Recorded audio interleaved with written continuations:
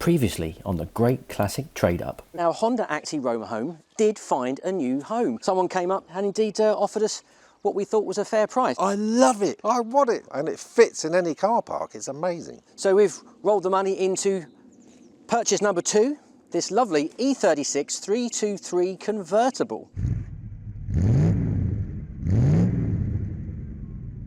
Our friends at Lancaster Insurance are running monthly giveaways. You can win all sorts, from experience days to tools, restaurant vouchers and tech. So click the link below at the end of the video to enter their latest competition.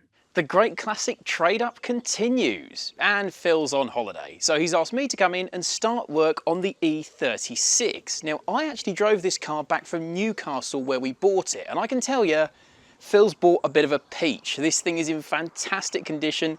Everything electrical works, it drives superbly. This is a really clean, tidy specimen. It doesn't need to pretend to be something it's not. So the first plan of action for this car is to strip off all the M3 lookalike bits and sell off all those M3 bits to bump up the profits. These are what we believe to be genuine E36 M3 17-inch wheels. They look fantastic on this car, particularly with the M Sport kit, and these ones are in fantastic condition. And they're wrapped in 4 good Michelin Pilot Sport 3s. That gives you some idea of how well looked after this car has been. However, an M3 it is not, and those wheels are worth a fair few quid, so we're going to change them for these. These are called Style 68. Now, these were included on the M Sport E46 3 Series, and I think they look the part. They're exactly the same specs, front and rear, as these M3 wheels. They're staggered, wider at the back. These particular ones are in decent condition, and they come again with 4 Michelin Pilot Sport 3, so they're going to be perfect for this car. What's more, these were only 400 quid second hand, and fingers crossed, they should just go straight on. So let's swap them over and begin the DM3ification of the 3 Series.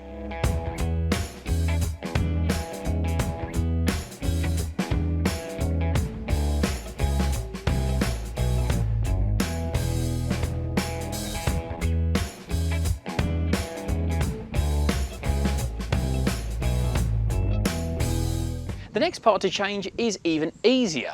The mirrors. Now, E36 M3s came with a different style of mirror to the regular 3 Series. They're a bit more kind of Shrek's ear-like. But that change is even easier to reverse because the previous owner included the original mirrors for this car. So literally all we're going to do is swap them over. So on reflection, should be fairly easy.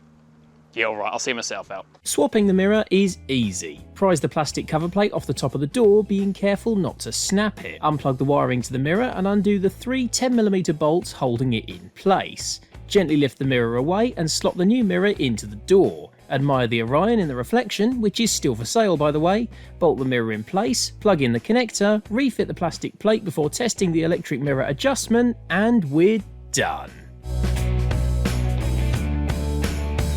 Okay, so the final part of our M3 make-under is these sill kick plates. Once again, they say M3, once again, they're in great condition, and once again, not right for this car. But with this one, you don't even need any tools to get them out. Watch this.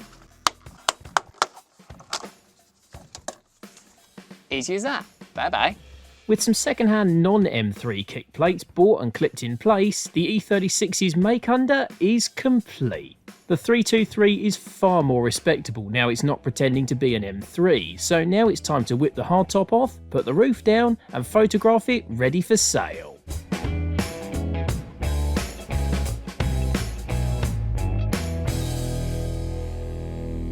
So it's time to list the E36 for sale, and we're better to do that than in the car, with the surprisingly mint condition soft top roof up as well. When you're advertising a car for sale, always photograph any problems with it, because then if the buyer is aware of those before they arrive, they then can't knock you down for them when they arrive and go, you didn't mention this, that or the other. So I've photographed things like the fact those replacement wheels aren't absolutely perfect, the fact that one of the headlights is slightly fogged up, and with that in mind I've also told this car like it is in the description. For sale is a fantastic example of an E36 323i convertible. Complete with factory M Sport body kit, this car sports the 2.5 straight-six engine with 48,000 genuine miles. The wheels are 17-inch BMW style 68s with 4 good Michelin tyres. The car is in near perfect condition with only the odd stone chip and typical E36 headlight fog. The soft top roof works perfectly with no rips or splits whatsoever. Everything electrical works, including the air conditioning, and the car includes extensive history to back up the fact that it has been cherished. This is a faultless, fantastic condition example of an E36 in a great spec spec, ready to enjoy for the summer. When it comes to actually pricing up this car, it can be difficult to work out because there are E36 convertibles around for a few grand. There is a 318i in fantastic condition with 39,000 miles, and that's up for 6 grand. Now obviously this is a 6-pot car, and I think it's worth every penny of £7,000 based on that. So good pictures,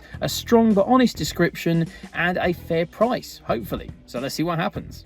With the car advertised, I set about selling the parts, and what with all of them being genuine M3 bits in superb condition, took a healthy chunk off of what the BMW owes us. The car cost us £5,350, but I sold the M3 mirrors for 200 quid. The kickplates sold for £80 minus the £30 cost of the replacements means they made us another 50.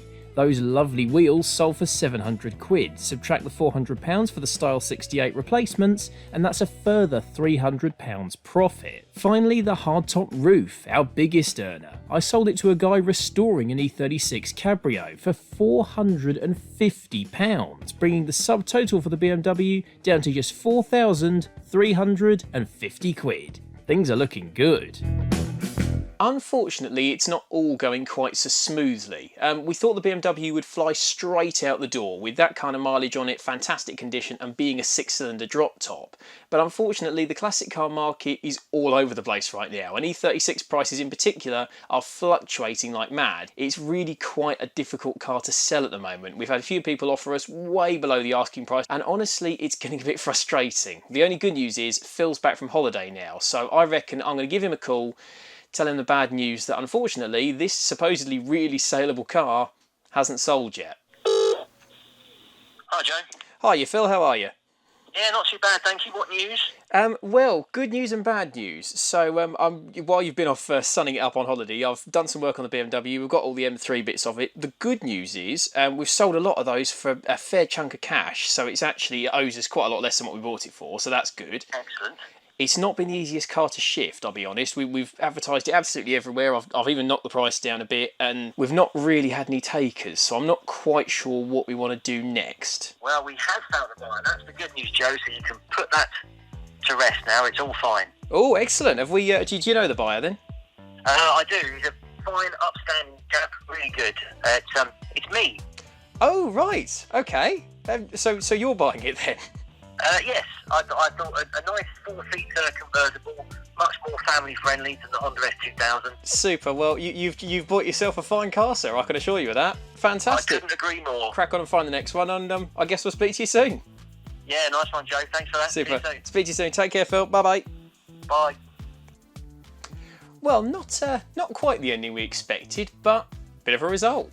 Indeed. Phil bought the E36 for £5,000, a fair price but also a £650 profit, which takes the total kitty up to 6,650 quid. We had hoped for a stronger margin on the BMW, but a fluctuating market and summer starting to wind down meant that any profit was an achievement. And I guess next time we'll see what Phil's traded up to. This video is proudly sponsored by Lancaster Insurance. Give them a call on 01480 400 889 for an insurance quote on your classic car. And don't forget to click the link below to enter their latest competition.